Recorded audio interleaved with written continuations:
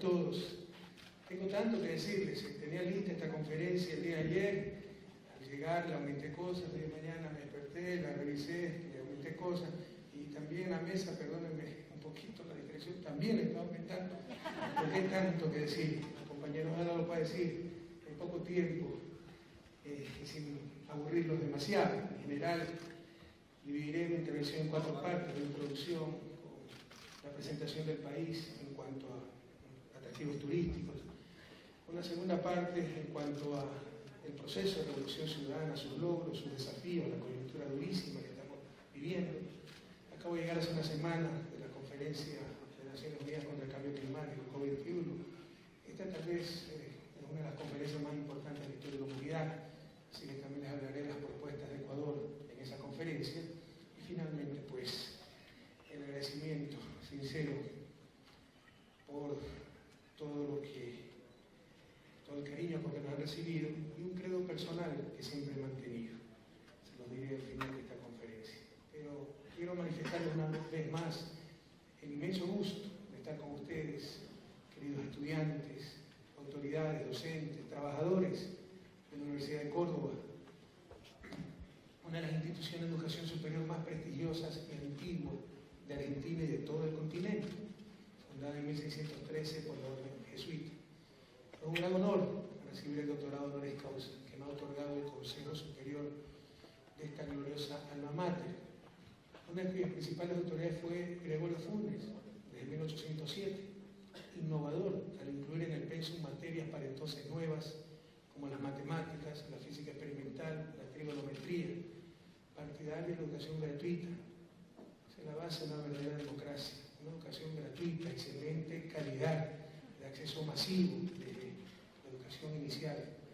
Promotor de las ciencias, pues él, como nosotros, sabía que en la educación y en la generación de conocimientos está la verdadera libertad.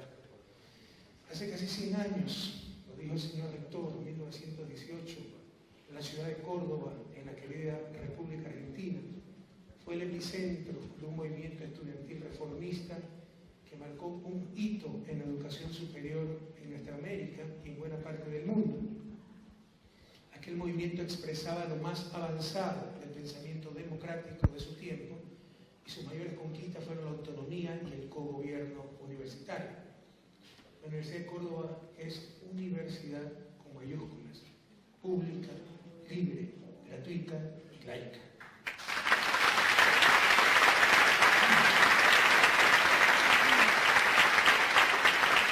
Probablemente conozcan que toda mi vida, antes de entrar en política, resaltó algunos hitos de mi vida política, señor rector, pero antes de meterme en este lío de política,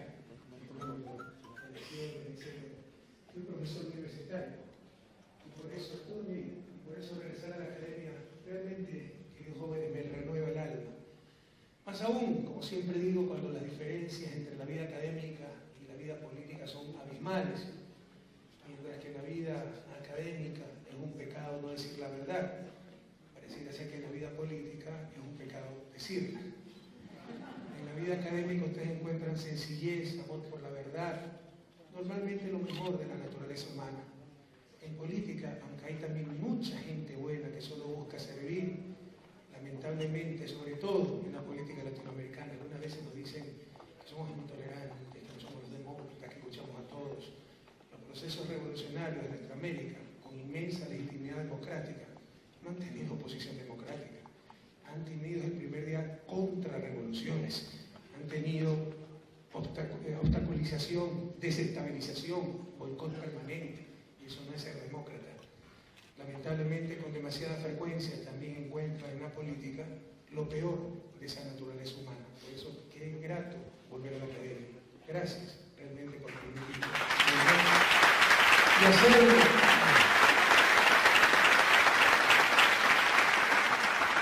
En esta ocasión, conjugando lo que he podido realizar desde mi rol como político. Recibo un inmenso abrazo a todos de parte del pueblo ecuatoriano, que es geografía multicolor y ahora tierra germinadora de pensamientos y acciones revolucionarias. No sé si ustedes conozcan, Ecuador es el país megadiverso más compacto del mundo. contamos biodiversidad terrestre y marina, tenemos el mayor número de especies del planeta en un territorio de apenas algo más de 283.000 kilómetros cuadrados, donde se dan todos los climas y microclimas imaginables. En Ecuador tenemos 4 mundos en un mismo día. El turista que nos visita podrá desayunar en la playa con frutos del mar recién pescados en las costas del Pacífico, luego almorzar en las faldas del Cayambe, un soberbio glacial en la latitud 0, en la línea ecuatoriana, y cenar en plena selva amazónica. Está a 3 horas y media y 4 horas de la capital, Quito, cuando en otros países que comparten la selva amazónica, pues para llegar a ella se necesitan 3-4 días en carro en las principales ciudades. Y al día siguiente, a poco más de 1 hora de vuelo, nuestro asombrado turista puede estar en las Islas Galápagos, únicas en el mundo, reconocidas por la UNESCO como Patrimonio Natural de la Humanidad y uno de los destinos turísticos privilegiados de todo el planeta. Ecuador ama la vida. Nuestra Constitución, elaborada en la Revolución Ciudadana del 2008, aprobada en las urnas por la inmensa mayoría del pueblo ecuatoriano, es la primera en el mundo en otorgar derechos a la naturaleza. El 20% de nuestro territorio está protegido en 44 reservas y parques naturales, entre ellos el Parque Yasuní, Reserva Mundial de la Biosfera, donde en 1 kilómetro cuadrado ustedes pueden encontrar mayor variedad de árboles que en toda América del Norte. La gama multicolor de nuestra flora y fauna se complementa y enriquece aún más con la diversidad de nuestras culturas hermanas. Tenemos, además de una mayoría mestiza, como yo, mestizo, 14 nacionalidades indígenas con sus correspondientes lenguas ancestrales, incluyendo a 2 pueblos no contactados, en aislamiento voluntario, viviendo en el corazón de la selva virgen. Nuestra Constitución define al Ecuador como un Estado unitario, pero plurinacional y multicultural. Sin lugar a dudas, por su diversidad y ubicación geográfica, Ecuador es el ecocentro del mundo. En los últimos años, el turismo de Argentina creció en forma muy importante. La llegada de turistas argentinos a Ecuador se ha triplicado desde 2007.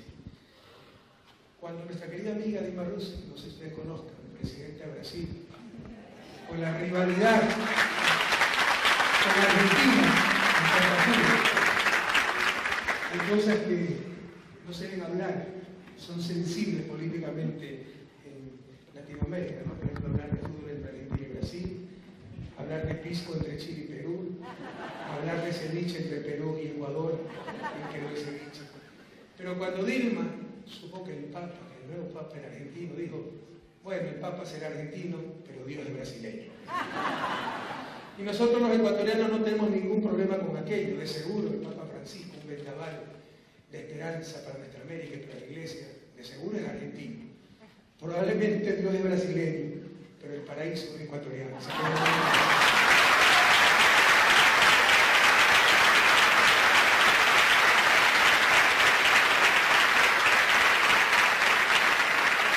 Quiero expresarles mi agradecimiento por este doctorado honoris causa, que realmente lo merece, es el pueblo ecuatoriano, que con lucidez ha sostenido en todos estos años el proceso de cambio revolucionario y pacífico que vive mi país, y celebra los motivos que ha tenido en cuenta el Consejo Superior Universitario para otorgarlo, reconociendo al gobierno de la Revolución Ciudadana el mérito de haberle devuelto a Ecuador la estabilidad política y la gobernabilidad, y asimismo el haber logrado un crecimiento sostenido desde que asumimos el poder hace casi 9 años, pero no cualquier crecimiento. Puede haber crecimiento empobrecedor, puede haber crecimiento basado en el saqueo de los recursos naturales de un país. Nuestro crecimiento ha sido con reducción de la pobreza, la menor desocupación de la historia, el mayor incremento del salario real, al menos de la región andina, con servicios públicos de salud y educación, y sobre todo con disminución de desigualdad, como veremos más adelante. Queridos jóvenes, y sobre todo le hablo a los jóvenes estudiantes que se están formando en este centro del saber, algunas veces nos quieren convencer de las miradas tecnocráticas, y por supuesto que la técnica, que veremos más adelante, es sumamente importante, pero el desarrollo es básicamente un problema político. El punto de partida, la pregunta clara, es quién manda en una sociedad.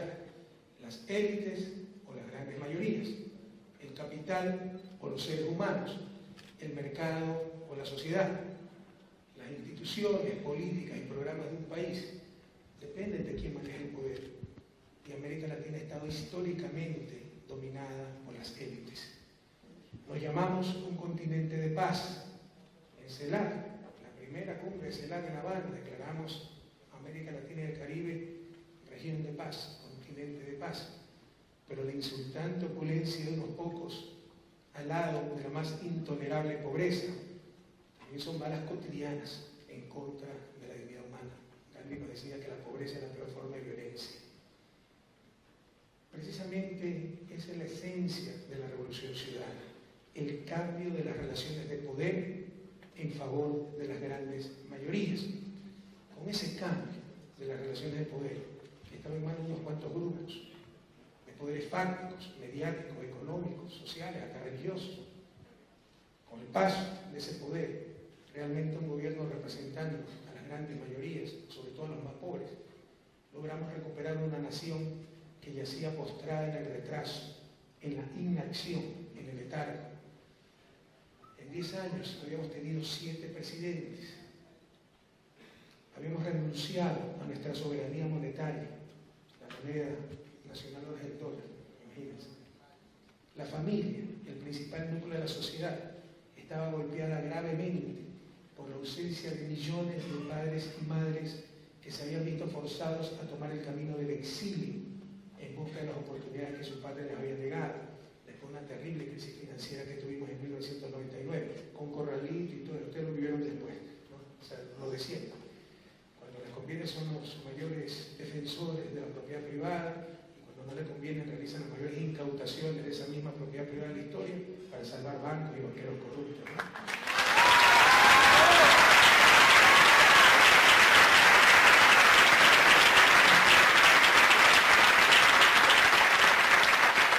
Habíamos entregado, fíjense qué nivel llegó, perdona la redundancia, el entreguismo, no se me ocurre otra palabra para calificar eso. Habíamos entregado sin beneficio inventario nuestro territorio a una base militar extranjera. Las petroleras se nos llevaban nuestro petróleo, nuestro mayor recurso exportable, una proporción de 4-1, de cada 100 barriles, 80 eran para la petrolera, 20 para el Estado, el dueño del recurso. Se habían firmado las más onerosas y vergonzosas cartas de intención con el Fondo Monetario. Y la deuda externa ilegítima era una pesada carga sobre cada ecuatoriano desde el momento de nacer. Pero se había llegado a pagar hasta con premio a los tenedores de deuda.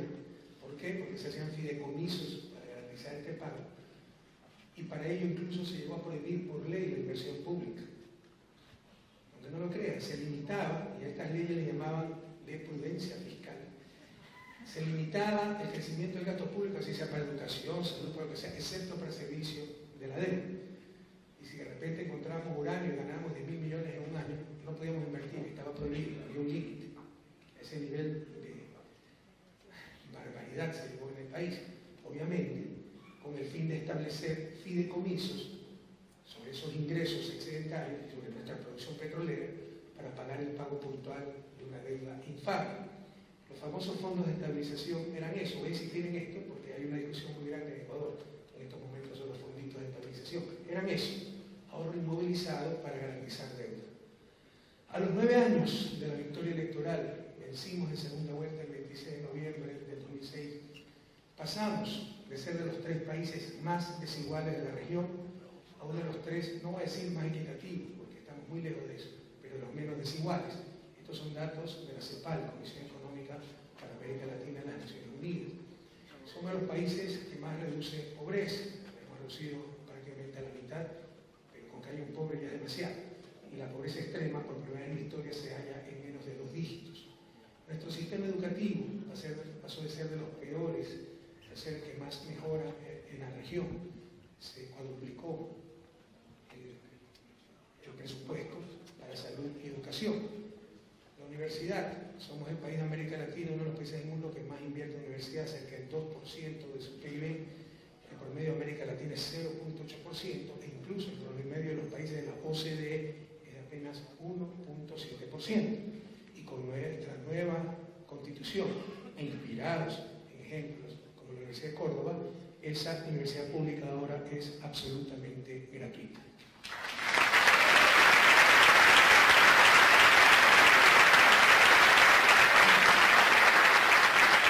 Nuestro sistema de justicia, gracias al mandato del pueblo soberano, lo consultamos en las urnas del pueblo ecuatoriano y el soberano nos dio la autorización para reformar el sistema de justicia en uno de los peores de la región.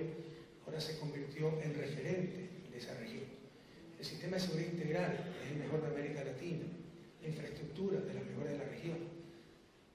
La economía, más que se duplicó en tamaño, y pasamos a ser ya un país de renta media. Y de acuerdo al Latino Barómetro del 2015, encuesta anual entre 18 países de América Latina y del Caribe, tomada este año, y un mes extremadamente difícil para nosotros, donde teníamos muchas paros, reclamos callejeros, etc., el mes de agosto. Ese es el año más difícil de nuestro gobierno de 2015, en lo político y en lo económico, pese a haber tenido todas esas manifestaciones en la calle. Ese momento se toma la encuesta a los ciudadanos del Latino Barómetro, es un año durísimo para nosotros, pero pese a ello, Ecuador se encuentra en primer lugar en percepción de que se gobierna para todo el pueblo y en reducción de corrupción, y en segundo lugar en transparencia del gobierno y en satisfacción con la democracia. El Latino Barómetro, que es una fundación con sede en Santiago de Chile, no tiene nada que ver con nosotros, incluso le podría decir más bien tiene orientación conservadora, mide la satisfacción de la ciudadanía con su país, su gobierno, la economía y la democracia. En el ranking total, que incluye 25 tópicos, se pregunta sobre 25 temas a la ciudadanía de 18 países, Ecuador se halla en segundo lugar, solo superado por Uruguay. Un claro ejemplo de que la opinión pública es muy diferente a la opinión publicada.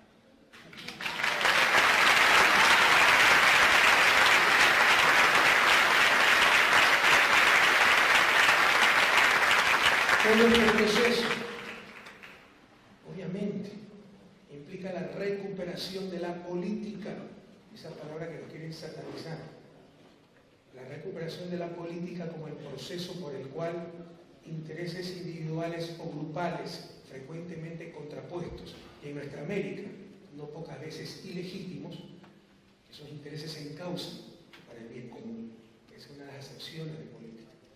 Y esto conlleva a una adecuada pero importante intervención del Estado como regulador y redistribuidor en función de ese bien común, y sobre todo un Estado liberado del sometimiento a grupos particulares, lo cual ha sido la característica de los Estados latinoamericanos.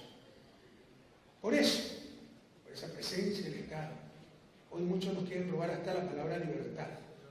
Creemos firmemente en la libertad individual, pero no puede haber verdadera libertad sin justicia. Más aún, en regiones tan inequitativas como América Latina, solo a través de la justicia se puede lograr la verdadera libertad. Mientras que la libertad neoliberal, escúchenme bien jóvenes, lo repetiré al final, es la no intervención. Para nosotros es la no dominación. Y para eso hay que saber diferenciar.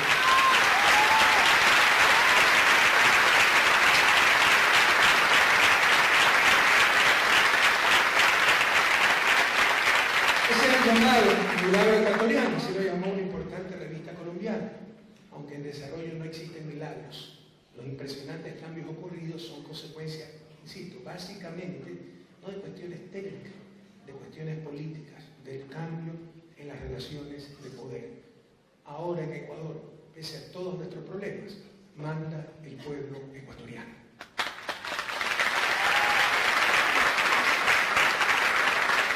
Estamos enfrentando tiempos económicos muy duros, Argentina también, sobre todo Sudamérica, que producía muchos recursos naturales, muchos commodities.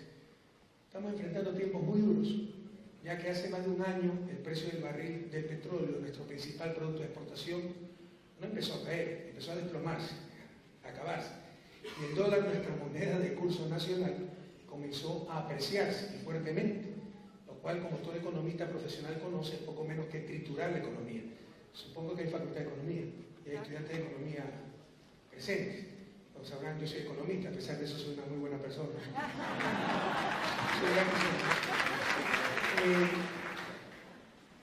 Si ustedes tienen un ministro de Finanzas, un presidente del Banco Central, una pérdida enorme de exportaciones por caída de su principal producto de exportación. La presa de la moneda, no es que le piden la renuncia, lo mandan al manicomio.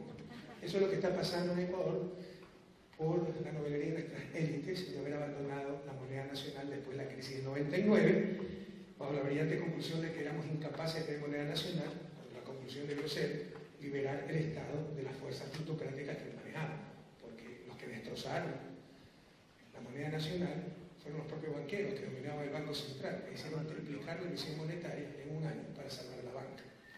Pero así es Latinoamérica, ¿no? Siempre se busca distorsionar la realidad y llegar a las soluciones más absurdas. En el caso de Ecuador, el principal problema es externo, no fiscal, ya que los ingresos petroleros son apenas el 10% del presupuesto del gobierno central, pero más del 50% de las exportaciones. Y esto se agrava con una economía dolarizada, sin mecanismo de ajuste externo, y donde el resultado externo en dolarización determina directamente la liquidez de la economía. Ya no hay un banco central que toma reservas y manda moneda nacional. Directamente lo que entra en la economía, el saldo, básicamente el balance de pagos, es lo que hay de circulante en esa economía. Y eso se ha reducido drásticamente. Nuestro barril de petróleo se está vendiendo a menos de $30, porque es un crudo de menor calidad y tiene castigo con respecto al crudo referencial, que está en menos de $40, dicho sea de paso. Este año, después del pago de costos de producción, importación de combustible y asignación a gobiernos locales, el gobierno central tendrá cero ingreso petrolero. Antes el ingreso petrolero era prácticamente la mitad del ingreso fiscal. Hemos reducido esa dependencia en estos 8 años fuertemente, con un 10%, pero este año ni siquiera será eso, será cero, y el próximo año también. Se han perdido cerca de 7.000 millones en exportaciones brutas y 5.000 millones de dólares en exportaciones netas. ¿Por qué? Porque también se reduce el costo de importación de combustible. Importamos mucho combustible todavía, no tenemos suficientes refinerías. Esto significa el 7 y el 5% del PIB respectivamente. Con todo respeto a nuestro querido Brasil, ellos perdieron 1.1% en exportaciones brutas y tienen gravísimos problemas con moneda nacional, que dicho sea de paso se ha depreciado casi el 50%. Nosotros perdimos 7% de exportaciones brutas con respecto al PIB y se nos aprecia en un promedio de 25% el dólar. La convertibilidad, bien lo recuerdo, pero es imposible olvidar, sistema menos rígido que la dolarización y en el cual se inspiraron nuestras élites para imponernos este último. Ahora ya no hay que hablar de convertibilidad en Ecuador. No, la dolarización no es ni prójima de la convertibilidad. Para imponernos dolarización, el ejemplo era la convertibilidad argentina. Esa convertibilidad duró desde 1991 hasta 2001, porque no soportó la crisis de México en 1994, el efecto tequila. La crisis asiática de 1997, todos factores externos, fíjense. Y la depreciación del real brasileño en 1999, el principal socio comercial de Argentina. Pero esa depreciación del real brasileño, que fue de 66%, es similar a la depreciación que ocurrió en el último año del peso colombiano, 60% depreciado, y Colombia es nuestro principal socio comercial, o uno de los principales socios comerciales. Nosotros hemos aguantado un año que ya habíamos planificado como económicamente duro, pues estábamos haciendo lo que no se había hecho en décadas. Pero antes de ver el primer centavo, eso implicaba solo en 2015 cerca de 3.000 millones en desembolsos públicos para megaproyectos que transformarán la economía y la historia del país. Fueron decisiones necesarias y acertadas para superar la trampa de su desarrollo. Porque nos dicen, no puedes invertir porque se te revienta el sector externo. ¿Por qué? Porque no tienes competitividad. ¿Y por qué? Porque no tienes productividad. Esa es la trampa de su desarrollo. El no poder invertir por falta de productividad y la falta de productividad por no poder invertir. Entonces, para eso hay que tomar riesgos, hay que ser creativos. Y ya sabíamos que 2015 iba a ser un año económicamente difícil, por los 3.000 millones, para una economía de 100.000 millones, 3 puntos del PIB, con el fin de terminar proyectos 8 hidroeléctricas, 6 multipropósitos de riego, control de inundaciones, etcétera, que cambiarán la historia económica del país, pero mientras tanto solo desembolsos antes de ver el primer dólar. Lamentablemente, en ese año que ya estaba planificado como duro, también hemos tenido el colapso del mercado ruso, uno de nuestros principales mercados no petroleros, con lo cual cae el precio de las flores, camarones, todo lo que exporta, productos que exporta Ecuador, muy importante, productos de exportación. Hemos tenido la desaceleración de China, el primer financista del mundo, financia por los Estados Unidos, por si acaso. La depreciación de prácticamente todas las monedas con respecto al dólar y y sobre todo el desplome de los precios del petróleo. Golpes mucho más fuertes que lo que recibió la convertibilidad, sistema menos rígido que la dolarización en 10 años. Nosotros lo hemos recibido todo en un año. Ha sido la tormenta perfecta. Los demagogos de siempre pretenden hacernos creer que es posible enfrentarla sin siquiera mojarnos. Nosotros seguiremos conduciendo la barca de la patria ecuatoriana hacia aguas calmas y buen puerto. Con la serenidad que da el tiempo, la historia sabrá apreciar, modestia aparte, el extraordinario manejo macroeconómico realizado. Pero esto es caldo de cultivo para los demagogos, la politiquería, sobre todo a poco más de un año de elecciones presidenciales y legislativas de 2017. Entonces ahora nos dicen, con la complicidad de la prensa de siempre, que ustedes saben cuánto nos quieren, ¿no? Son negocios dedicados a la comunicación, que ha sido muy exitosa, ¿no? La campaña de marketing tal vez más exitosa de la historia de la humanidad. Identificar sus negocios privados a la libertad de expresión. O sea, criticar a la prensa y criticar la libertad de expresión. Entonces, le voy a decir a la oposición que criticar al presidente es criticar a la democracia. Es la misma lógica, ¿sí? Entonces, no han tenido éxito, muchos de ustedes tengan la certeza, chicos, que desde que se inventó la imprenta, la libertad de prensa no es otra cosa que la voluntad del dueño de la imprenta. Después de una conferencia, puede pasar hablando de 2 horas, un semestre de clase no puede dar el respecto. No se imaginan, cuando nosotros llegamos al gobierno, a diferencia de Europa, donde la televisión empezó como televisión pública, en Ecuador solo había televisión privada, y de los 7 canales nacionales, 5 pertenecían a la banca, porque la estrategia era hacer el emporio económico y comprar canales de televisión y medios de comunicación, para informar, no, para defender el emporio. Entonces, ustedes querían cortar en algo los abusos de la banca y tenían una campaña mediática terrible, esa es la libertad de expresión. Lean los Wikileaks, cómo hubo una pelea entre el grupo EGAS, que tenía el Banco del Pichinche, el más grande, que compró el Amazonas, de manera bastante cuestionable, por decirlo menos, o el grupo Isaías, que tenía el banco en ese entonces más grande del sistema, Final Banco, y habían comprado TC Televisión y Gamavisión. Y en los Wikileaks dice que ciertos sectores de la sociedad sirvieron de intermediarios para ponerse de acuerdo y para cesar la pelea y que ya no hablen mal el uno del otro. Esa es la libertad de prensa que existe en Ecuador, Latinoamérica y en el mundo, porque este es un desafío, uno de los más grandes desafíos de la humanidad, tener una verdadera libertad de prensa. Yo creo que una verdadera prensa es vital para la democracia, pero una mala prensa es mortal para esa misma democracia. Y la prensa latinoamericana es de las peores del mundo, querido.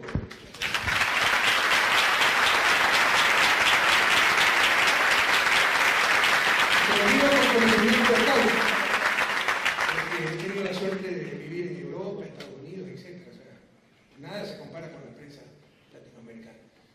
Poca familia, falta de profesionalismo, falta de ética, politiquería y cualquier crítica atentada a la libertad de expresión.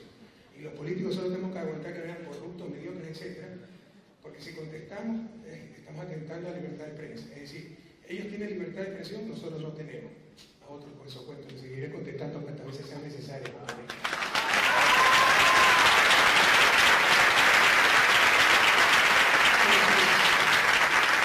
Ese argumento de que no se ahorró, como sostienen nuestros detractores, con la simpática colaboración siempre de cierta prensa, demuestra una profunda ignorancia de economía y cae por su propio peso. En realidad, en nuestro periodo de gobierno casi se ha duplicado el ahorro público, pasando de un promedio de 5.9% en el periodo 2000-2006 a un 10.2% en nuestro periodo de gobierno 2007-2014. Hay un gran debate en el país acerca de que si debimos tener los famosos fonditos de estabilización, es decir, ahorro inmovilizado de forma de liquidez, para hacer una analogía privada, los dólares bajo el colchón. Con los fonditos de estabilización que nos quieren imponer los ortodoxos, además de ser un absurdo en un país con necesidad de financiamiento. Esto tendría algo de lógica si no necesitaran financiamiento. Pero no tiene ninguna lógica poner 2.000 millones bajo el colchón para no recibir absolutamente nada y como necesitan financiamiento prestar 4.000 millones al 8 o 9%. Es una barbaridad. Antes de hacer eso, pedirle mi diploma de economista.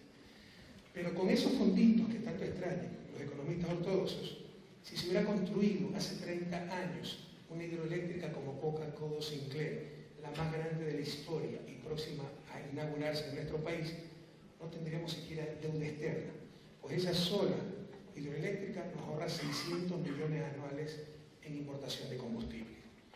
Que estos fonditos permiten hacer política contracíclica, que la economía se desacelere, entonces se inyectan estos fondos y se recuperan. Todo lo demás constante, como decimos los economistas ceteris paribus, intertemporalmente esto equivaldría al mismo crecimiento total, pero con menos volatilidad. Lo que este análisis omite es que cuando antes se realiza una adecuada inversión, además de flujos de ingresos adicionales, se generan capacidades, muchas de ellas no cuantificables, como los procesos de aprender haciendo, que permiten a un país enfrentar de mejor manera tiempos difíciles. Imagínense, los ecuatorianos que están aquí, enfrentar esta dura coyuntura, desplome de los precios del petróleo, pérdida de competitividad por apreciación del dólar, que no manejamos, nos conocen la Federal Reserva, y un país sin carreteras, sin energía, sin control de inundaciones, la situación sería mucho peor. Recuerden siempre esto, queridos jóvenes, no hay mayor prudencia que saber invertir. Gracias a esa carretera, a esa energía, esos sistemas de control de inundaciones, Ecuador está mucho más preparado, con mejores capacidades para enfrentar este problema.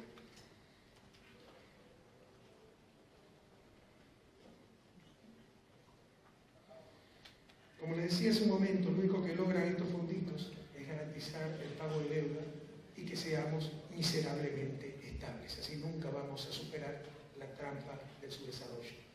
No puede haber inversión sin ahorro, como cualquier estudiante de economía conoce.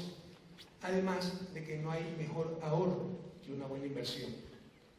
El problema es que en finanzas públicas el supuesto déficit fiscal incorpora inexplicablemente inversión y se le entiende a todo como desahorro público, incluyendo inversión. La inversión crea activos, pero estos no se registran. Por ejemplo, el valor de una hidroeléctrica no se registra, pero sí se registra el pasivo, la deuda para construir la hidroeléctrica. Los activos que genera el Estado a través de sus inversiones son contablemente invisibilizados en el sistema actual de finanzas públicas. Que la inversión se incluya como parte del déficit, sin registrar los activos, pero sí los pasivos, nos lleva a suponer que todo ha sido pérdida. Y un absurdo así solo puede explicarse como una de las tantas trampas ideológicas para satanizar todo gasto público. Ecuador no gasta mucho, invierte mucho, para lo cual necesariamente se ahorra mucho. Y esto no es solamente bueno, es muy bueno, queridos jóvenes. Como siempre dijimos, aplaudan a nosotros.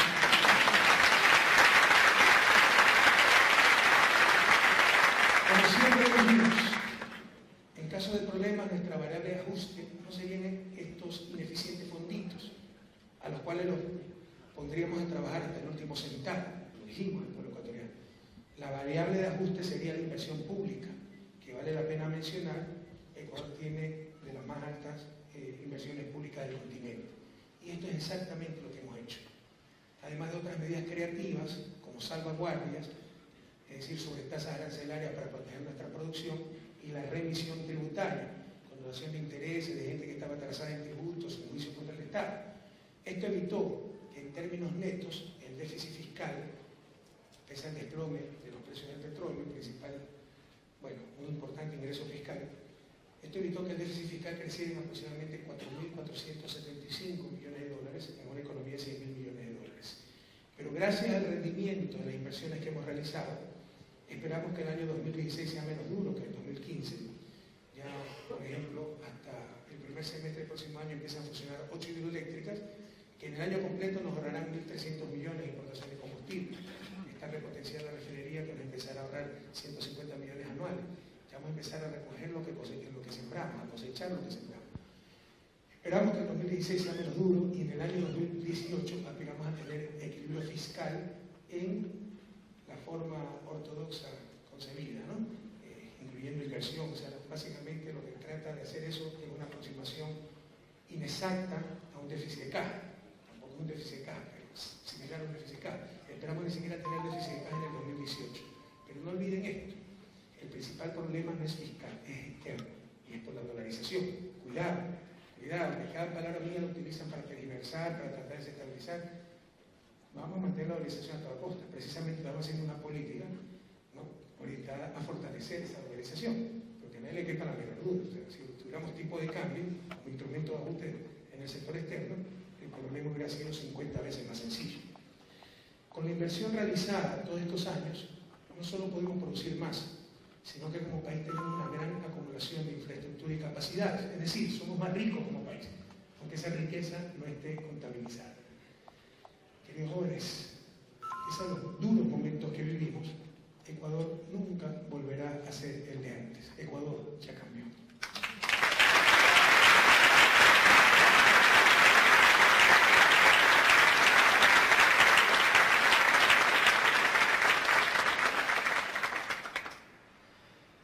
Quiero comentarles sobre la COP21, la postura que tuvo el Ecuador, pero antes hacerles ciertas reflexiones.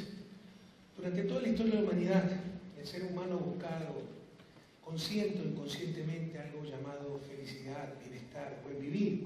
Es suma causae de nuestros pueblos ancestrales, son palabras quichas, no suma, bueno o extraordinario, pero más que bueno, ¿no? Causal vida, eso es quicho.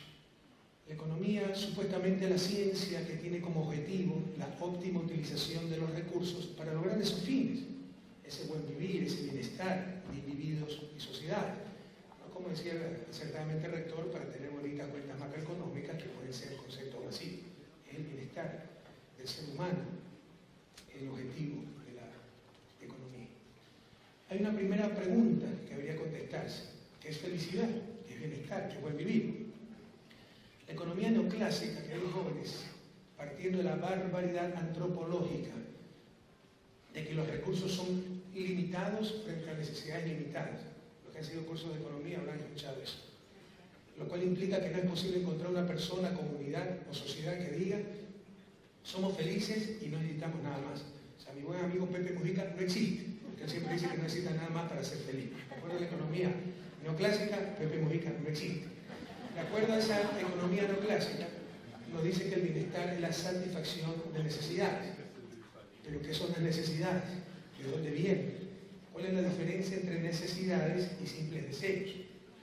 La economía neoclásica no responde a esta pregunta fundamental. De hecho, hay mucha arrogancia entre los economistas, ¿no? La única ciencia social que tiene premio Nobel. Lo que nos dicen es que no lo creó, instituyó Alfred Nobel, sino en los años 60 el Banco Central Sueco, es decir, los mismos economistas. Pero se dice que es la emperatriz de economía y las ciencias sociales, somos los más rigurosos. Yo tengo mis dudas, ¿no? Yo creo que somos profesionales, los economistas, somos profesionales que preferimos estar rigurosamente equivocados a vagamente acertados. Pero si hay un enfoque un poco más interdisciplinario, podríamos nutrir muchísimo de ciencias sociales que responderían de mejor manera a esta pregunta fundamental, de dónde vienen las necesidades. Ciencias sociales como la antropología, la sociología, etc. Pero la economía neoclásica define simplemente que necesidad es todo aquello que el consumidor desea. Y estos deseos son los que debe atender la economía. Esta premisa es conocida como la supremacía del consumidor, la cual nos lleva a la maximización del consumo y como corolario de la producción de bienes y servicios como proxy de bienestar. Mientras más bienes pueda producir, más consumo, con ello más satisfacción de necesidades y con ello más bienestar. Pero esto nos lleva a otra consecuencia complicada, al crecimiento ilimitado como forma supuestamente de aumentar cada vez más dicho bienestar. Sin embargo, cada vez mayores y mejores investigaciones nos dicen que el crecimiento ilimitado es indeseable. Al intentar medir directamente aquello llamado felicidad, basados en la percepción de las personas, del ser humano, los resultados destrozan la teoría neoclásica. Los aumentos del PIB por habitante a partir de cierto umbral claramente no se relacionan con el sentimiento de felicidad de un pueblo, lo cual se conoce como la paradoja de Sterling, planteada hace más de 30 años. Las sociedades de los países ricos son un fiel ejemplo de disparidad entre el progreso económico y felicidad. Un habitante norteamericano es casi 3 veces más rico que el estadounidense promedio de 1950, pero a pesar de su aumento de riqueza, los actuales habitantes de Estados Unidos no son más felices que quienes vivieron allí medio siglo atrás. El reciente Premio Nobel de Economía de este año, el profesor Angus Deaton, estima un umbral de ingresos equivalente a $75.000 anuales sobre el cual no existe un incremento de la felicidad de las personas. América Latina, región de renta media, resulta ser el continente más feliz del mundo, de acuerdo a la percepción de los ciudadanos. Paraguay fue calificado como el país más feliz, seguido por Ecuador, que logró el segundo puesto junto a Colombia y Guatemala. Esto es de acuerdo al índice de percepción, un estudio de Gallup, de percepción de felicidad, de experiencias positivas, un estudio de Gallup del año 2014, realizado en 343 países. Los primeros lugares, 4 primeros lugares, países latinoamericanos, y en general los países latinoamericanos, los más felices del mundo. Qué bueno, pero también hay que estar atentos. Frente a tanta desigualdad, con tanta miseria aún generalizada, esa percepción de felicidad puede ser lo más cercano a la inconsciencia. Queridos jóvenes, el imperativo moral de la humanidad desde el final del siglo XX es vencer la pobreza, ya que por primera vez en la historia de la humanidad no es fruto de la escasez de recursos, sino de la desigualdad. Y esto es particularmente cierto en América Latina, el continente más desigual del planeta. Aquí hay los sacerdotes jesuitas, la misma comunidad del Papa Francisco. Nos decimos el continente más cristiano del mundo. ¿Cómo podemos ser también el continente más desigual del mundo? Un enigma que como economista no he podido resolver. Algo anda mal. Por la falta de relación entre crecimiento económico y felicidad, muchos académicos proponen una economía sin crecimiento. Esto sería razonable en países con poblaciones estabilizadas y necesidades básicas satisfechas, pero sería imposible aplicarlo en países con una población creciente y todavía niveles de pobreza generalizados. Lo que es claro es que no existe una relación directa entre felicidad y riqueza, y que estamos cayendo en el gravísimo error, como lo dice claramente el Papa Francisco, de confundir medios con fines, sacrificar la felicidad en búsqueda de mayor ingreso. Pero, y este fue el punto central de nuestra propuesta en París, en la COP21, además de indeseable, el crecimiento ilimitado es sobre todo imposible. El análisis económico tradicional omite los límites de la naturaleza y supone la existencia de recursos naturales infinitos y capacidad limitada de asimilación del planeta, supuesto que se contrapone a leyes físicas fundamentales, el señor rector es físico. La tecnología y la eficiencia, es decir, producir con menor cantidad de recursos inmateriales, amplían límites, pero no los eliminan, al menos con el nivel de tecnología actual. En general, en el mundo hay mejoras en eficiencia en los procesos productivos, es decir, un menor requerimiento de energía y materiales por unidad de Producto Interno Bruto. Esto se llama la desmaterialización de la economía. La disminución de la intensidad energética, consumo energético dividido por el PIB en términos reales, a nivel mundial fue de poco menos de 0.6% promedio anual entre 1971 y 2012. Sin embargo, la tasa de crecimiento promedio de la población fue de 1.6% en el mismo periodo. Y en realidad el consumo de energía aumentó a una tasa de crecimiento, pese a los adelantos tecnológicos, de 2.5% anual entre los años 1971 y 2012. El consumo energético, queridos jóvenes, se ha multiplicado 2.7 veces en ese periodo de 41 años. De mantenerse esta tendencia, en 30 años el consumo energético actual se habrá duplicado.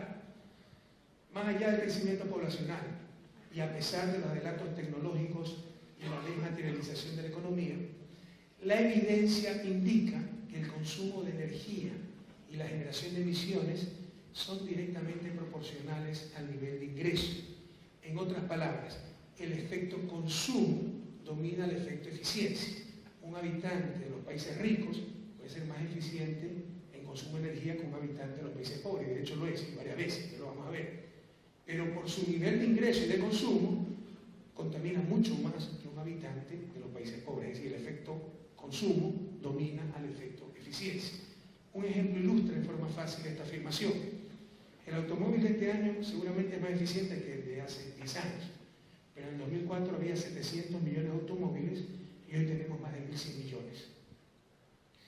Por otro lado, si se quemaran todas las reservas actuales de combustibles fósiles para seguir creciendo al ritmo que estamos, pasaríamos el umbral de los 2 grados centígrados de aumento en la temperatura global promedio y sobrevendría una catástrofe ecológica. Con la tecnología y las fuentes de energía actuales, la pregunta no es si podemos seguir creciendo, sino qué detendrá el crecimiento económico en el mundo. Una decisión concertada entre los habitantes de la Tierra, que estamos negociando, tratando en París en estos momentos, o la reacción natural del planeta que convertirá este sueño de codicia en la peor pesadilla.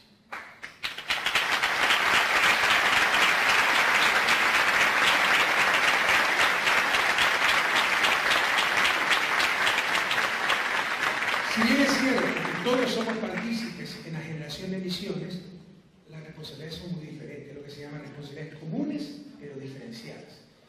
El índice de Gini. El índice de Gini es el principal indicador de desigualdad. Es una estandarización. Mientras más cercano a cero, más igualdad. Mientras más cercano a 1, más desigualdad. Es que hay un ingreso. Más cercano a cero quiere decir que si hay 10 personas en economía y hay $100 de ingreso, cada persona tiene $10, exactamente la misma cantidad, ¿no? Cantidad perfecta. Y el 1 significaría que una persona tiene 100 y los otros 9 tienen 0 de ingreso.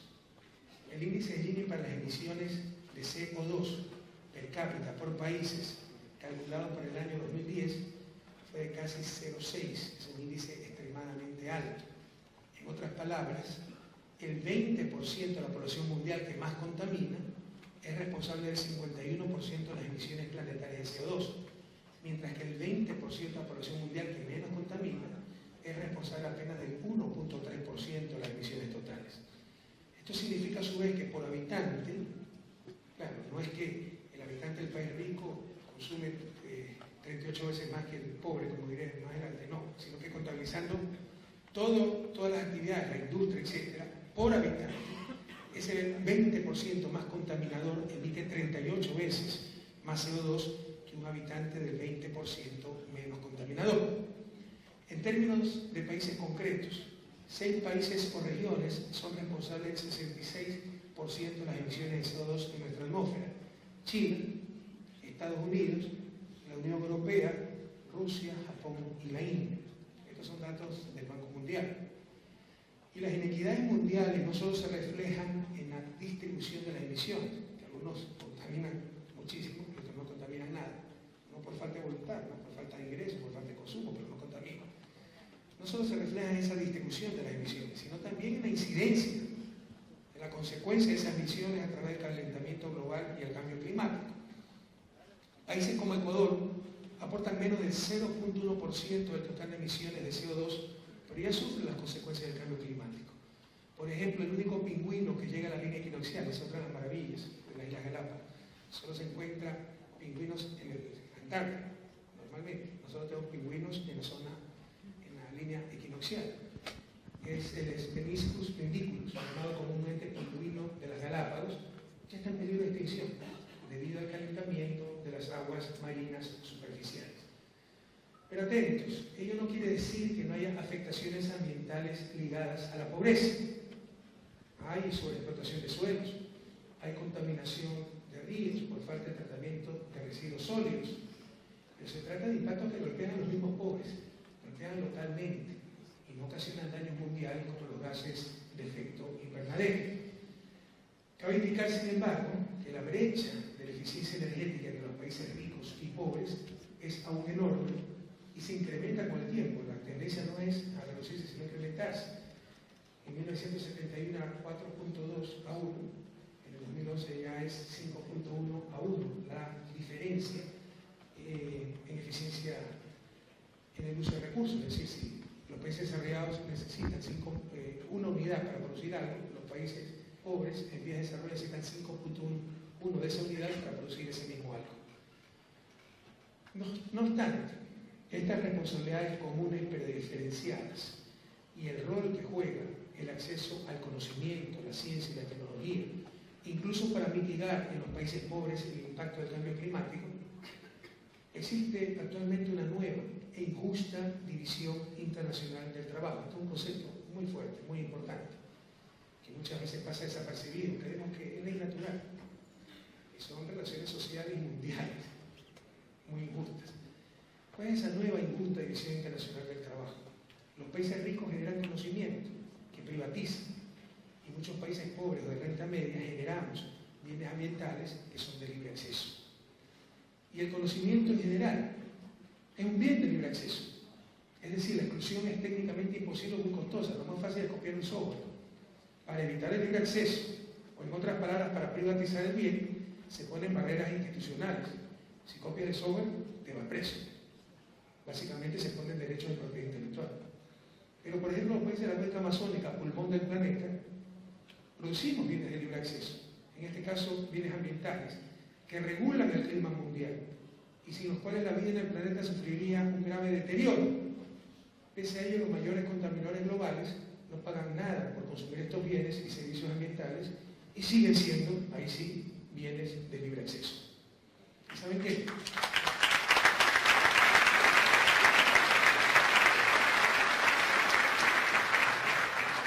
Esto es muy importante para los economistas. La nueva División Internacional de Trabajo es una completa paradoja.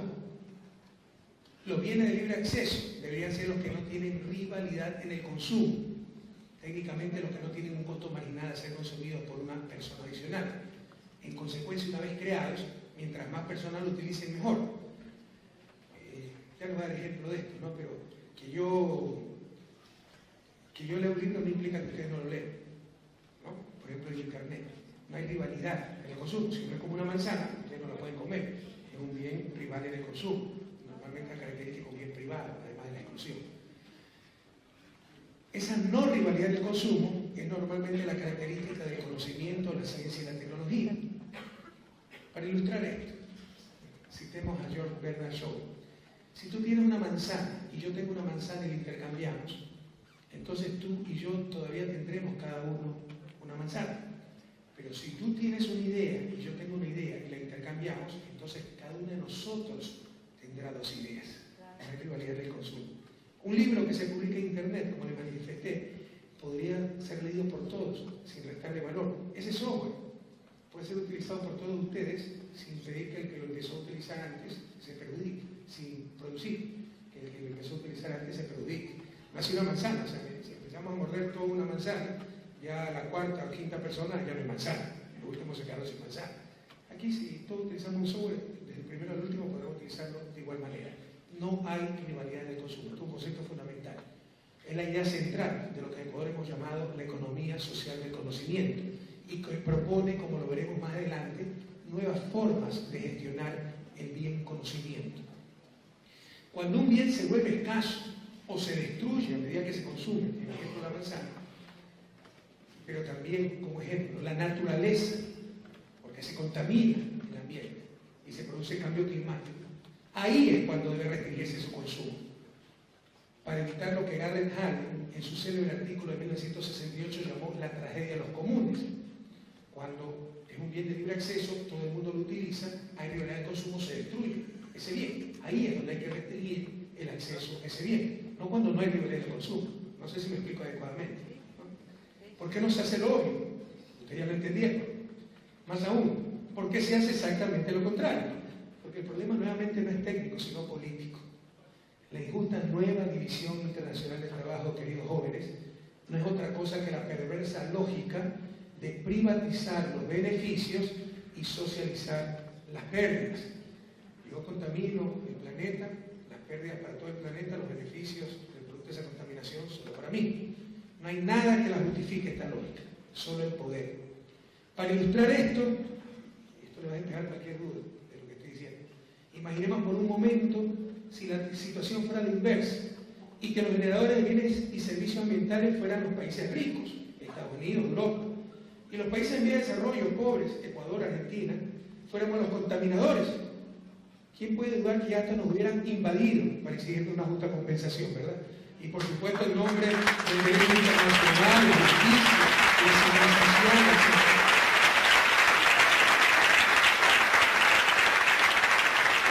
Presumo que ha pasado eso hace mucho tiempo.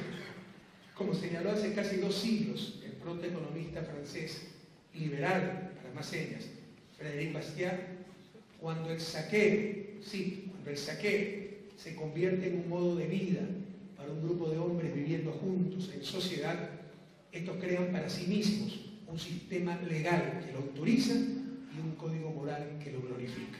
El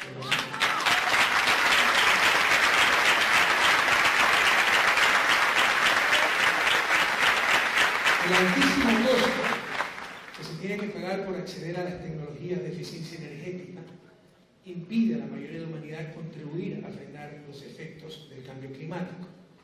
La emergencia planetaria exige, y esa fue nuestra primera propuesta concreta en París, un tratado mundial que declare las tecnologías que mitiguen el cambio climático y sus respectivos efectos, que declare esos bienes, a esas tecnologías, como bienes públicos globales, garantizando su libre acceso.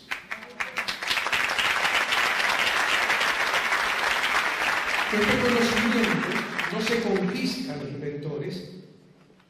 Creemos que la innovación debe ser reconocida, la generación de conocimiento, pero puede ser compensada de otras formas, con regalías que vengan de otras fuentes. Por ejemplo, se puede financiar con las mismas compensaciones por emisiones netas evitadas, un concepto que trataré inmediatamente, con los recursos globales destinados a la lucha contra el cambio climático, como los diversos fondos de las Naciones Unidas. La COP21, todo el mundo era generoso, nos dando fondos, pero ahí no está el problema, el problema es mucho más profundo. Por ejemplo, esta injusta división internacional del trabajo. Y se puede financiar con impuestos globales, como el impuesto Daly, que también pasaré a explicar más adelante. Queridos jóvenes, ya entrando a otras propuestas, el protocolo de Kioto pudiera ser interpretado como una barrera institucional para evitar el libre acceso a bienes ambientales, lo que les decía hace un momento. Pero los grandes contaminadores no firman Kioto. Mientras que en la mayoría de nuestros países hay cárcel si se copia una idea protegida por una patente. Y esto es impuesto por tratados internacionales como en la Organización Mundial de Comercio. O sea, las prioridades están al revés, no sé si se dan cuenta. Sin embargo, los incentivos de Kioto para la defensa del ambiente fueron insuficientes, ineficientes e injustos. Por ejemplo, en temas de reforestación, el sistema premiaba a los países que reforestaban, pero impedía compensar a los países que no habían deforestado y cuyos bosques ya estaban contribuyendo al almacenamiento de carbono. No existía un concepto que definiera exhaustivamente qué es lo que se debía compensar. Ese concepto exhaustivo se llama emisiones netas evitadas. En español, ¿no? Emisiones netas evitadas. Son las emisiones que pudieron ser realizadas en la economía de cada país, no son emitidas. O las emisiones que existiendo dentro de la economía de cada país son reducidas. El concepto permite conciliar las compensaciones iniciales de Kioto, que era una lista de compras, ¿no? Compenso esto, reforesta que compenso, pero nadie compensaba el bosque en pie. Entonces sirve para conciliar las compensaciones iniciales de Kioto y el mecanismo RED, Reducing Emissions from Deforestation and Forest Degradation, una propuesta de Naciones Unidas. El mecanismo RED aporta algo importante: compensar el bosque en pie, es decir, la compensación por abstención, pero solo compensan cosas como esta: el bosque en pie, conservar el carbono en la superficie de la tierra, insisto, como abstenerse de cortar el bosque, omitiendo, por ejemplo, el compensar el mantener el carbono bajo la tierra, como es el caso de abstenerse, teniendo derecho a hacerlo, de extraer combustibles fósiles. N es el concepto exhaustivo que requiere Kioto, porque implica compensaciones por acción y abstención, y engloba todas las actividades económicas que involucran la explotación, uso y aprovechamiento de recursos renovables y no renovables. Si se vuelve vinculante Kioto, y estamos soñando, pero si se vuelve vinculante Kioto y se amplían sus incentivos para incluir las emisiones netas evitadas, pero una lista de compras, esto sí, esto no, un concepto integral. Además de los objetivos de cambio climático, se podría dar un giro revolucionario en los intercambios internacionales, al permitir que muchos países, sobre todo los que están en vías de desarrollo, conviertan sus economías basadas en la extracción de combustibles de origen fósil altamente contaminantes en economías exportadoras de servicios ambientales. Y aquí una idea fundamental para cualquier debate sobre sostenibilidad y evitar extremismos. La conservación, queridos jóvenes, en países pobres no será posible si esta no genera claras y directas mejoras en el nivel de vida de su población. Y esto lo digo, nosotros como gobernantes, ¿cuánto hemos tenido que aguantar esto? Porque de repente nos vienen ONG, de países ya donde acabaron la selva virgen, donde acabaron todo. Acá decirnos, no corten, no exploren, no extraigan, muéranse de hambre, pero denos el aire puro que necesita todo el planeta. Debe haber un beneficio directo para nuestra gente, o la sostenibilidad no es posible. Nadie le puede exigir a una familia pobre que viva al lado de un bosque, sin empleo ni fuentes de ingresos, que no corte el bosque. No va a hacer, si no se siente directamente beneficiada de mantener ese bosque en pie. Por eso en Ecuador tenemos el programa llamado Sociobosque. Por eso en Ecuador tenemos un programa llamado Sociobosque que paga a las diferentes comunidades por cuidar alrededor de 1,5 millones de hectáreas de bosque. Dado que emisiones netas evitadas es un concepto integral que ampliaría significativamente las posibilidades de compensación, es conveniente acotar el uso de dichos fondos para básicamente más prevención, mitigación y adaptación, es decir, para hacer menos vulnerables a los respectivos países frente a las consecuencias del cambio climático. Además, si la compensación por abstener de hacer algo, cortar el bosque o sacar petróleo, siempre es menor que el rendimiento financiero fruto de la acción o abstención, vender la madera en caso de bosque, vender el petróleo, se generan restricciones para que solo los países verdaderamente comprometidos en la lucha contra el cambio climático reciban compensaciones, porque siempre va a ser más rentable financieramente el cortar el bosque y sacar el petróleo que la compensación recibida. Un ejemplo concreto de lo que estamos hablando, ya que hay historia, el camino a recorrer, fue la iniciativa Yasuní-ITT. ITT son las iniciales para las reservas más grandes verificadas de petróleo del Ecuador, son los campos Ispingo, Tambococha, Tiputini, en el Parque Nacional Yasuní, la mayoría de ellos. Tiputini, que es el más grande, 80% está fuera de Yasuní. Esta iniciativa buscaba dejar bajo tierra las más grandes reservas petroleras comprobadas del Ecuador, la lanzamos en el 2007. Se pidió una compensación por la no explotación y así evitar enviar a la atmósfera más de 400 millones de toneladas de CO2. Los barriles de petróleo en esa reserva son 800 millones, pero el crudo pesado, que hubieran enviado 400 millones de toneladas de CO2 a la atmósfera. La compensación solicitada era apenas la mitad del rendimiento financiero de la explotación del petróleo y los fondos se utilizarían para más conservación. Miguel Descoto, expresidente de la Asamblea General de las Naciones Unidas, llamó a la iniciativa la propuesta más concreta de la historia para bajar de la retórica a los hechos en cuanto al cambio climático. Lamentablemente la iniciativa fracasó por ser largamente incomprendida y por cuestiones de poder. No se engañen, al final del día todo es cuestión de poder. Si los países contaminadores son los más ricos y fuertes, y si los bienes ambientales generados por otros son de libre acceso, ¿por qué habrían de obligarse a pagar algo? La idea de compensar las emisiones netas evitadas tiene válidos principios ambientales, económicos y de derecho.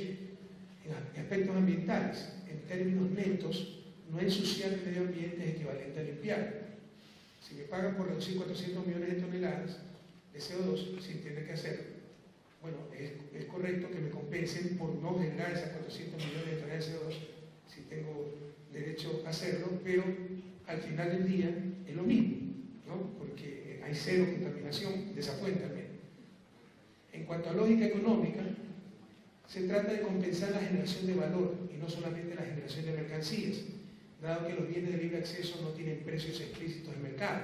Si no tienen precios explícitos, el mercado no los reconoce. Pues lo importante es el valor, no el precio. Y en cuanto a los bienes ambientales tienen un inmenso valor.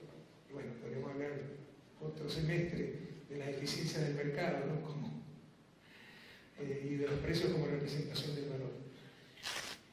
Ya es una aproximación bastante inexacta al valor de las cosas, el precio monetario de algo. Pero si ya esto de por sí es un problema, en economías con mala distribución del ingreso es catastrófico. Todas las cosas más ridículas con altísimo precio, porque los demandantes de ese algo tienen gran capacidad de pago, y puede haber las cosas más básicas, como el mayor valor de uso, por utilizar cierta categoría de la teoría clásica, por si acaso. Marx utilizó valor de uso y valor de cambio, pero Adam Smith fue el que puso esos dos conceptos, valor de uso y valor de cambio, ¿no? Eso para no escandalizar a alguno. No son solo teorías marxistas, son teorías de los clásicos, categorías de los clásicos. Ya me perdí por hacer esa digresión. Los precios ya supuestamente reflejan el valor monetario de algo. pero también reflejan la capacidad de compra. A ver, la cosa más ridícula con altos precios y la cosa más fundamental, sin precios y en consecuencia no la genera el mercado, no porque no haya necesidad de ese algo, sino porque no hay capacidad de compra, parece, si se dan cuenta. Por eso, incluso para los que tienen tanta fe en la economía del mercado y la famosa mano invisible de Adam Smith,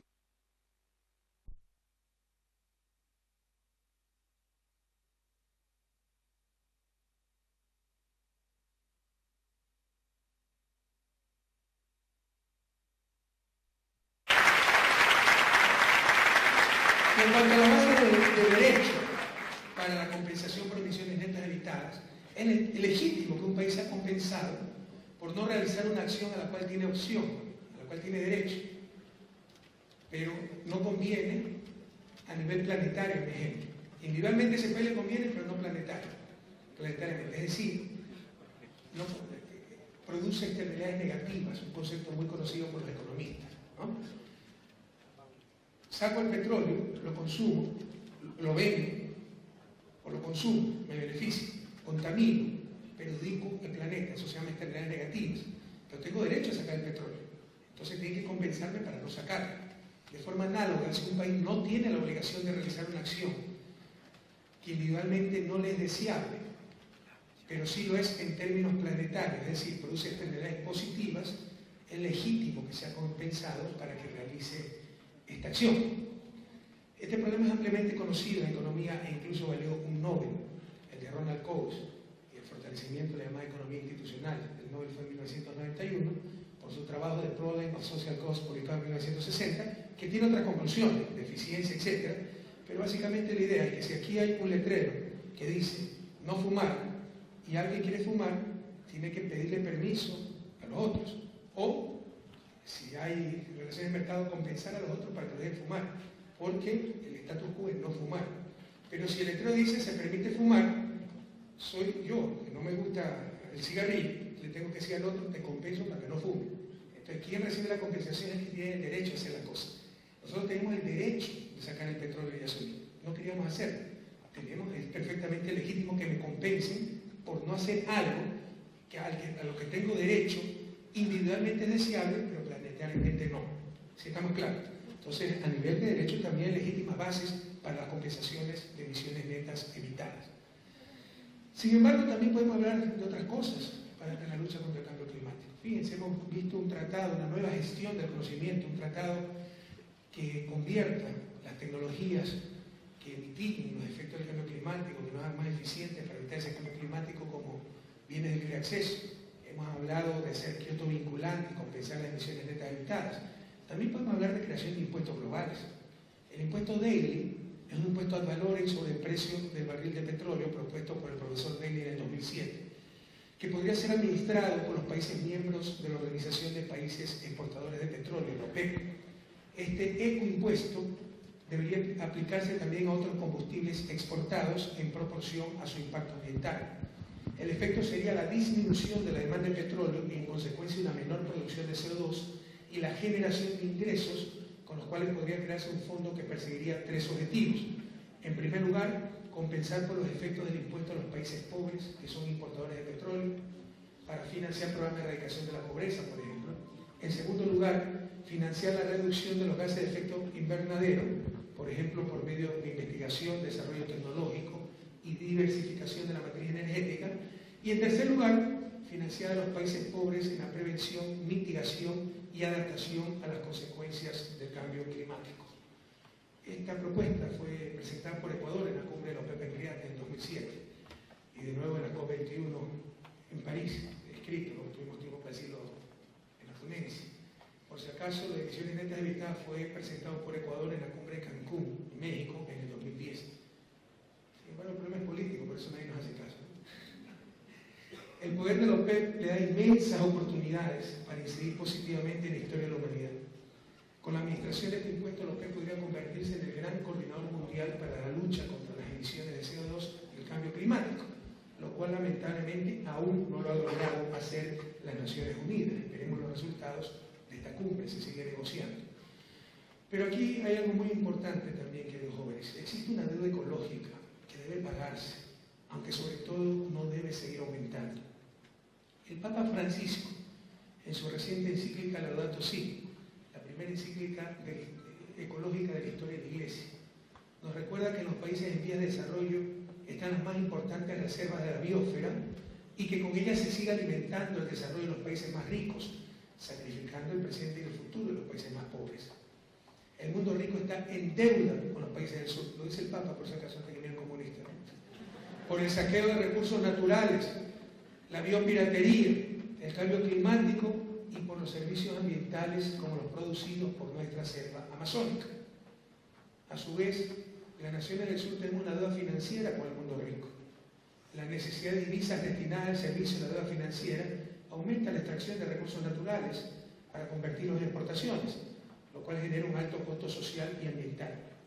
Mientras tanto, la deuda ecológica sigue incrementándose, no solo en emisiones de CO2, sino en la continua producción de basura tecnológica debido a la obsolescencia programada. En el artículo The Debt of Nations and the Distribution of Ecological Impacts of Human Activities, de Srinath Rasan y otros académicos, publicado en el 2008, demuestran estos autores, puede haber equivocaciones en los cálculos, etc., pero los resultados impresionan, demuestran que el valor presente neto de la deuda ecológica que mantienen los países ricos y de medianos ingresos es mayor a la deuda externa financiera de los países pobres.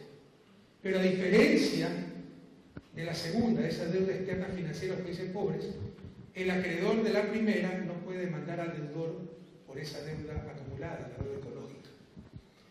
Una solución para la crisis es entonces que haya más justicia en el mundo, en este caso justicia ambiental.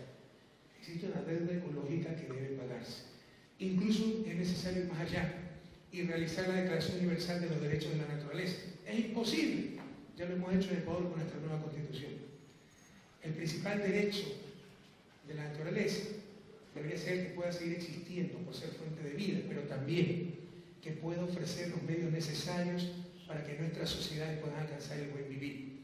Aquí otra idea fuerza, queridos jóvenes, para evitar ciertos fundamentalismos. El ser humano no es lo único importante en la naturaleza, pero sigue siendo lo más importante. En consecuencia, la principal respuesta para la lucha contra el cambio climático, lo dijimos en París el 30 de noviembre, es entonces crear la Corte Internacional de Justicia Ambiental, la cual debería sancionar los atentados contra los derechos de la naturaleza y establecer las obligaciones en cuanto a deuda ecológica y consumo de bienes ambientales.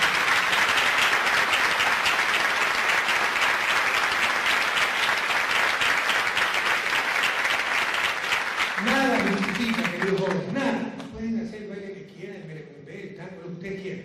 Nada justifica que tengamos tribunales internacionales para proteger inversiones, de forma absolutamente híbrida, abusiva. Acabamos de perder tal vez el mayor juicio de la historia en cuanto a indemnización e inversiones por estos tratados de protección de inversiones contra una transnacional que rompió la ley ecuatoriana. Pero esos centros de arbitraje, todos a favor de gran capital, llegaron a la brillante conclusión que sí, que había roto la ley ecuatoriana, pero que la sanción que se puso era muy dura. Es decir, juzgan la ley de un país. No juzgan si infringieron la ley. Eso no tiene lugar a dudas. Juzgan la ley de un país soberano. Y nadie le dio derecho a eso. Pero ahí está el poder.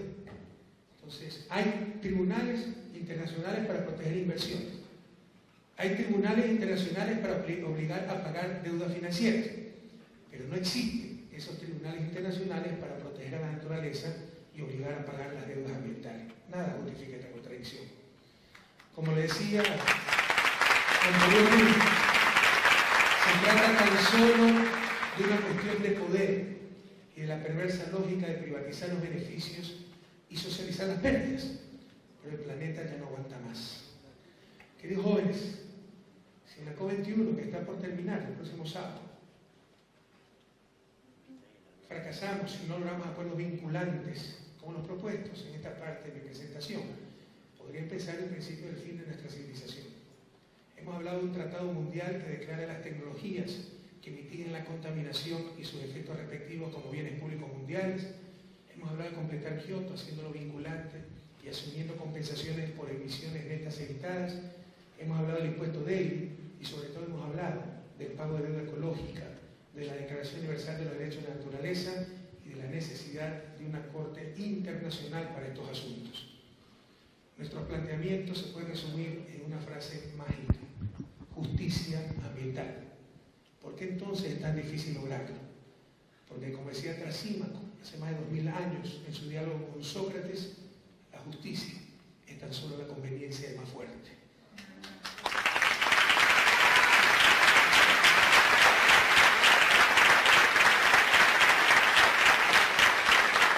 Como decía Stefan Hessel en el 2010, en su libro Indignaos, escrito con mucha indignación frente a la crisis europea. Stefan Hessel era todo un personaje, fue parte de la resistencia francesa, no lo conocí personalmente, pero me envió su libro autografiado. Fue parte de la resistencia francesa, murió hace un par de años, pero en ese entonces era el único redactor aún vivo de la Declaración Universal de Derechos Humanos de 1948. Decía Stefan en su libro, cito: el hombre no debe perder la facultad de indignación y el compromiso que le sigue. Queridos jóvenes, estudien con ciencia y con conciencia. Y como decía Hessel, indignados jóvenes, indignados.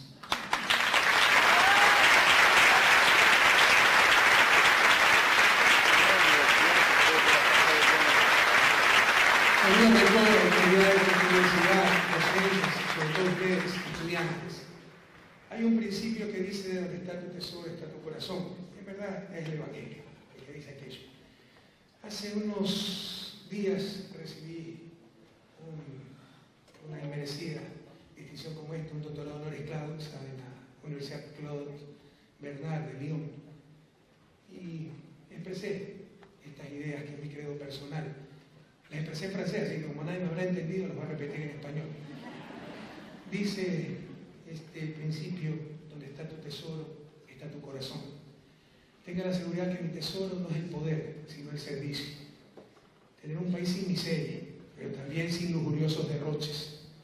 Un país que supere la cultura de la indiferencia, como lo dice el Papa, donde se acaben los descartables de la sociedad. Un país en el cual trabajemos para los hijos de todos y así juntos alcanzar el buen vivir, el suma causal de nuestros pueblos ancestrales. El bien común es la razón de ser de la autoridad política. Es ese bien común el que hemos tratado de construir en Ecuador desde hace casi 9 años. Mi sueño, queridos jóvenes, siempre fue trabajar por mi patria, por mi país, uno de los más injustos del mundo. La vida me dio la oportunidad no únicamente de trabajar, sino de liderar un proceso de cambio histórico. Ecuador no ha vivido una época de cambios, sino un verdadero cambio de época. Pese a años de rigurosa preparación académica, toda mi vida he pasado estudiando, ¿no? Porque los más quedaditos tenemos que estudiar más para aprender. Pese a años de rigurosa preparación académica y ahora una vasta experiencia política, sigo teniendo mucho más preguntas que respuestas, pero sí les puedo compartir algunas convicciones.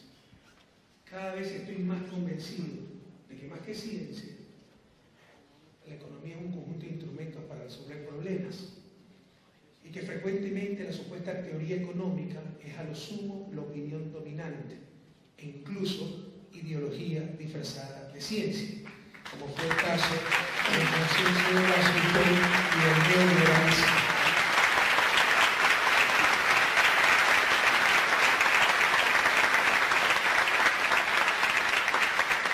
Creo en sociedades con mercado, pero no sociedades de mercado, donde vidas, personas y la propia sociedad se convierten en una mercancía más.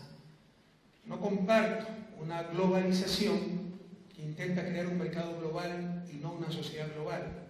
Una globalización que no busca crear ciudadanos del mundo, sino tan solo consumidores mundiales, y que sin adecuados mecanismos de control y gobernanza puede devastar países. No entiendo cómo los países ricos podrán justificar éticamente a las futuras generaciones la búsqueda de cada vez mayor movilidad para mercancías y capitales, al mismo tiempo que penalizan e incluso criminalizan cada vez con mayor fuerza la principal movilidad, la humana. La solución no es más fronteras, es solidaridad, es humanidad y crear condiciones de prosperidad y de paz para el mundo entero.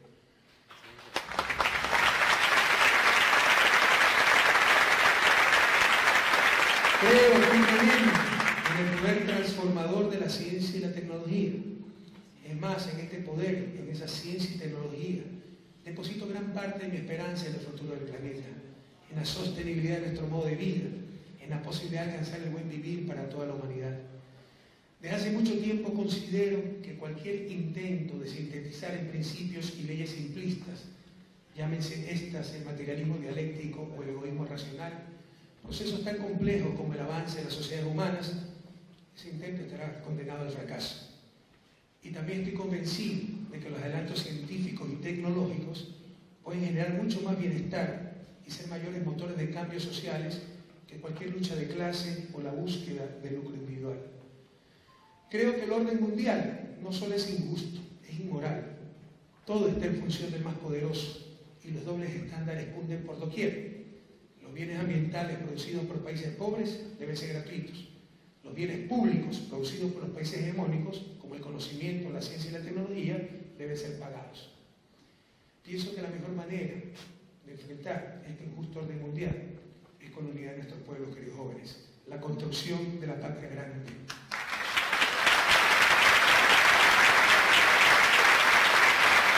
Esa construcción suena a nuestros libertadores con una necesidad impostergable. Tal vez los europeos tendrán que explicar a sus hijos por qué se unieron, pero nosotros tendremos que explicarle a los nuestros por qué nos demoramos tanto. Creo que el mayor imperativo ético que tiene la humanidad es combatir la pobreza, la cual por primera vez en la historia no es fruto de la escasez de recursos, sino de sistemas perversos. Creer, como ya lo dije, en la libertad individual, pero no puede haber verdadera libertad sin justicia. Y en regiones tan inequitativas como América Latina, solo a través de la justicia se puede lograr la verdadera libertad. Esta es una palabra que utilizan mucho los neoliberales y ha sido la palabra más estropeada en la historia de la humanidad. En la Revolución Francesa, ¿cuántas cabezas rodaron en nombre de la libertad? Y para los neoliberales esa libertad, les insisto, en la no intervención. Para nosotros, en la no dominación. Creo en el poder de la utopía. Como decía mi buen amigo Eduardo Galeano, escritor uruguayo, autor de Las Venas Abiertas de América Latina y muchas otras obras, recientemente fallecido. Utopía que al ser inalcanzable, pesa mucho caminar, no sirve precisamente para eso, para avanzar. Tal vez lo que le he dicho sobre la Cumbre de París es utópico, pero servirá para seguir pensando, seguirnos exigiendo. Todo esto es lo que nos ha llevado a generar desde el sur lo que llamamos el socialismo del siglo XXI, que sin pretender tener todas las respuestas, es nuestra respuesta ante sistemas excluyentes, especulativos, responsables de haber conducido a la comunidad, a la humanidad, a un callejón sin salida de crisis civilizatoria y de destrucción del medio ambiente.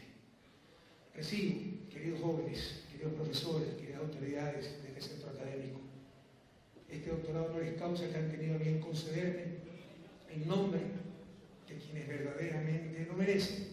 Ustedes, queridos jóvenes, estudiantes ecuatorianos, que son la esperanza de la patria.